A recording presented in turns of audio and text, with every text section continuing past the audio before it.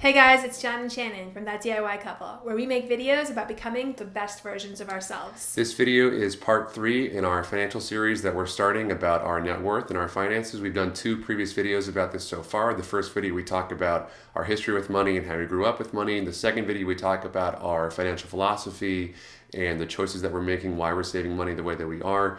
I would highly recommend watching those videos to give some context to the numbers and what we're going to talk about today. But right now we're going to talk about our finances in 2008, which is right after we graduated from college.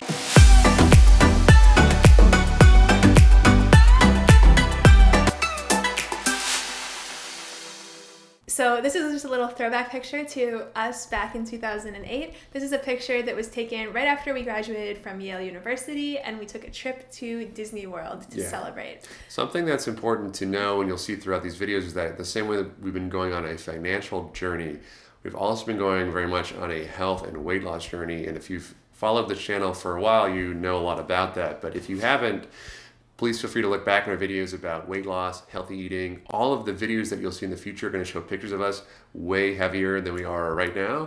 And sometimes you can see our weight fluctuate with our finances, which we can talk about a little bit too. But yeah, so this is us probably 100 pounds heavier, 70, 80 pounds heavier than we are right now, I would say. I was, at least. Yeah, I think you were about that much. I think I was probably more like 30 or 40 pounds heavier. Yeah. So at this time in our lives, we're going to get into our debts. But at this time in our lives, I think we were basically a blank slate in terms of finances, except for I had significant debt. And I did not have debt coming out of school because I talked about my first video.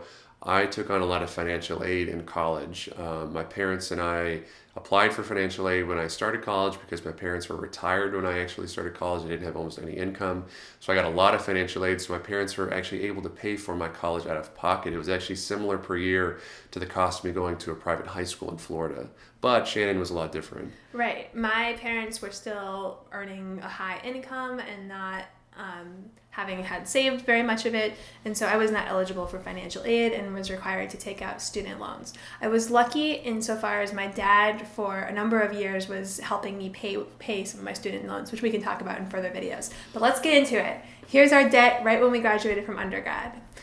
So I had about $100,000 of student loans upon graduating from Yale. Yale costs about $45,000. At the time. At the time, it costed about $45,000 per year. And not counting all other expenses, like if you didn't eat the dining halls every meal or books or anything like that. This is just a portion of the student loans that I was responsible for at that time. My dad was also helping me pay for a portion of Yale. So Shannon and her parents had an agreement where she would pay back some of the student loans, and then her parents would pay back some of the student loans. So the data that we have from 2008 reflects the amount that Shannon was going to pay back, not the total amount that was in her name. That will change, and we'll talk about that, but that's what it was in 2008. Right. I also had about $400 of credit card debt. Like many young women, I fell victim to the girl at the Express counter, the girl at the Victoria's Secret counter, the girl at the Gap counter, saying, "Hey, do you want to save 20% today if you open up a card?" They wanted to let you be you. Let you be you. That's the Gap Inc. motto. For a period of time, I worked at Banana Republic as like a summer job, and we always joked that their motto was "You be you." It's let you be you. Let you. It's a command. Whatever. So I had some consumer debt. I'm not super proud of it. When John found out about it, he freaked out because his parents were very anti-credit card debt. But little did he know, we were about to have a whole lot more. We'll see. Stay tuned. So that's for our debts. We had about $100,400 of debt. And at this point, we were not married. So this was just my debt. But we're aggregating it all for the sake of these. I didn't have any debt, so I didn't add to this calculation. Right. Okay. At this time, we had very little to our name. We had about $500 cumulatively in our checking account, and we probably had cumulative personal property possessions of about $1,000 that we could liquidate if we needed to. Both of our parents were still helping us financially, right. Whether it be helping us to pay rent somewhere, or we had just graduated from college. We didn't work at all in college I worked a little bit in college, but not in any way for a significant amount of money. And we were just about to do the next phase of life. Shannon was actually going to go to a fellowship which was paid for by Yale, and I was going to start law school, which I had money from my parents for. Again, watch my first video about that to learn why or how. But we weren't like self-sustainable at all this time. Right. So I think we have to just stop and recognize our privilege here and realize that in a lot of ways, even though I graduated with significant student debt, John and I, cumulatively as a couple, basically started life on third base. Like, we had so much, even though, as you'll see in previous videos, our own family was somewhat financially unstable, they very much prioritized putting our expenses ahead of saving for themselves. And for that, we have to be forever grateful for our parents. But we both, had the privilege of attending very expensive schools and graduating from them as a result of our parents' sacrifice.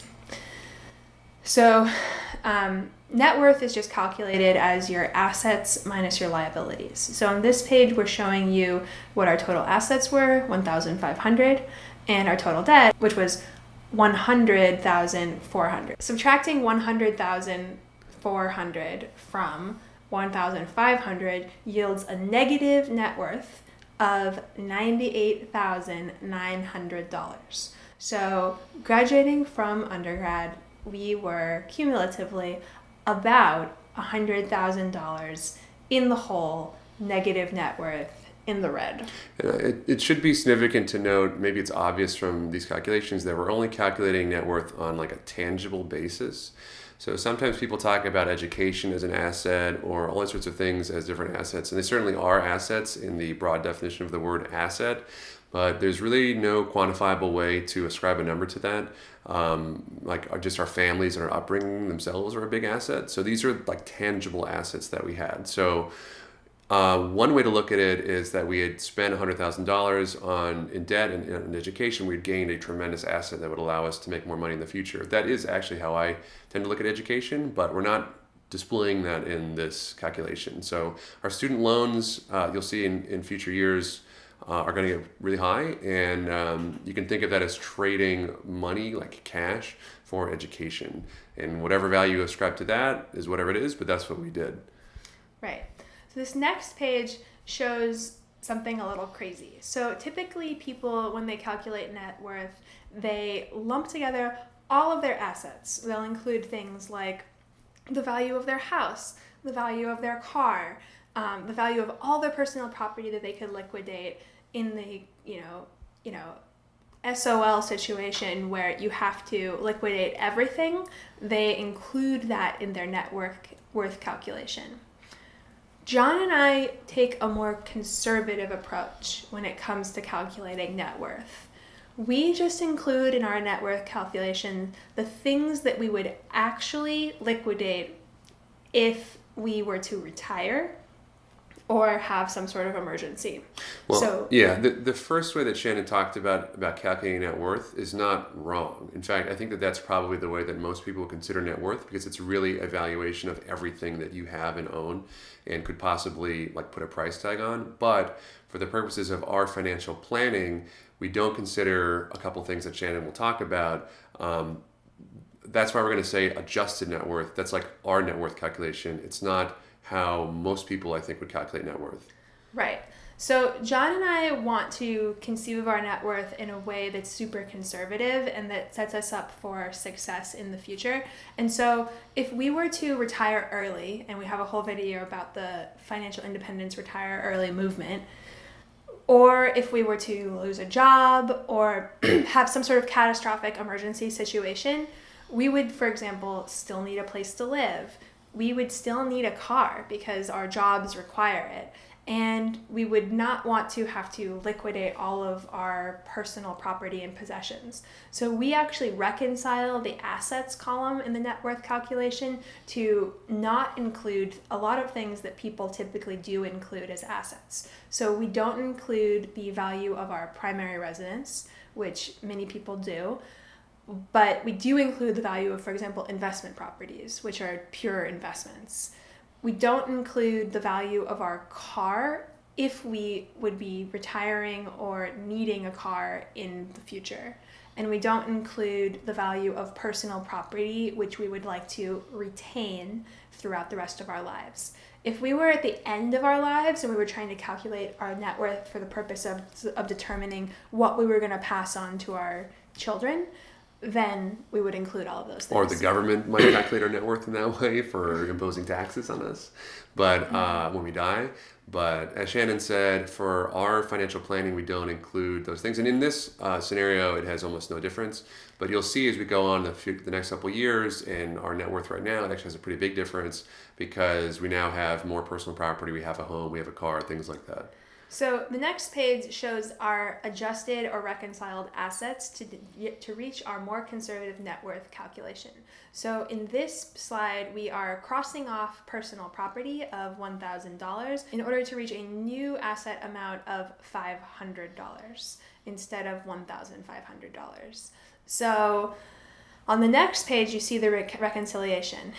We took our total assets of $1,500.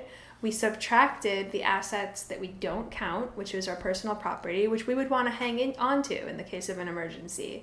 And we subtracted from that our total debt of $100,400 to reach our actual net worth of $99,900. So we are even more in the hole when you look at it through this conservative lens, which we like to use. And that'll be the case in every future video.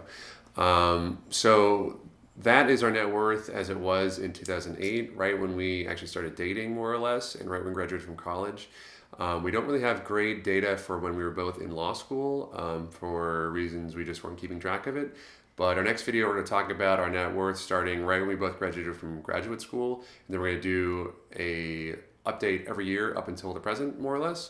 And you'll see our net worth, as this chart shows, change quite significantly for the worse and later for the better. So stick around for that. If you haven't seen our previous 2 videos in this series, I would highly recommend watching them before you go forward. We really are enjoying doing this because it was a way for us to sort of contextualize our financial journey over the past decade or so. But we'd love to hear about your financial journey. Please comment on this video about your finances to the extent that you're sure that you're comfortable sharing them. Follow us on social media. We talk a lot about health, wellness, financial stuff, even more in different contexts, and we'll see you next time. Thanks for watching, guys. Until next time, do well and always make things better. Oh.